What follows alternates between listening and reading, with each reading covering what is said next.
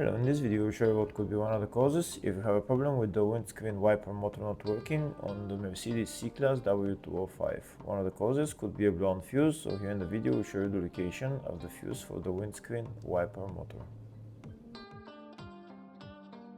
Before I show you the location of the fuses, first I'll show you how to test the fuses, if they're good or bad. I'll show you how to test the fuses using a multimeter and a test light. First, I'll show you how to test the fuses with the test light. For this purpose, we need to turn the ignition on. This is the test light that I'm using. We need to attach the cable of the test light to battery negative or somewhere on chassis ground. Then we're going to start testing the fuses with the test light. On the fuses there is 2 pins, so you can see them right there before the 30 and after the 30 there is 2 pins where we touch them with the test light, and if both pins light up, that means the fuse is good. If only one pin lights up, that means the fuse is bad. Sometimes none of the pins light up, that means that there is no power going to that fuse. Next I'll show you how to test the fuses with a multimeter. This is what the fuse looks like. You can see that contact in the middle that is connecting to the 2 pins. This is the contact that shows if the fuse is good or bad. If the contact is burned, that means the fuse is bad. If it's connected, that means it's good. When we test the fuses, we should measure resistance with the multimeter. So when we turn the multimeter on, we should turn it to 20k ohms. When measuring the fuses, the resistance should be very close to 0. We'll start now testing each fuse.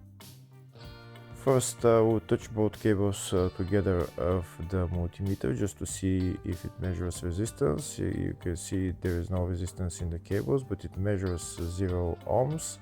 Now we'll start measuring the first fuse, and we'll see what will show. It's showing 0 ohms, so that means this fuse is good.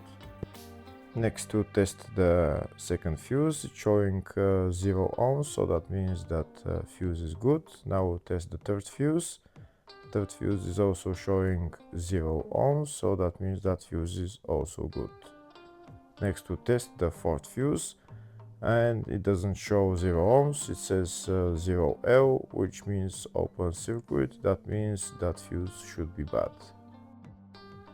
Now we'll see what the condition of the fuse is visually. We can see that contact in the middle that's connecting to the 2 pins is broken, so that's why it's showing open circuit. That means the fuse is bad, so it needs to be replaced.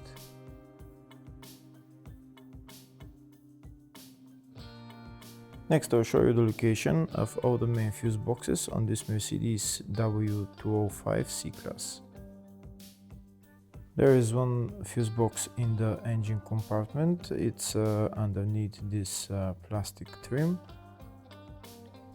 You need to lift up this plastic trim. Those plastic bolts, you need to turn them and then lift up the plastic trim. And then you see the fuse box underneath. This is the fuse box right there. The fuse box is held by 2 bolts right there.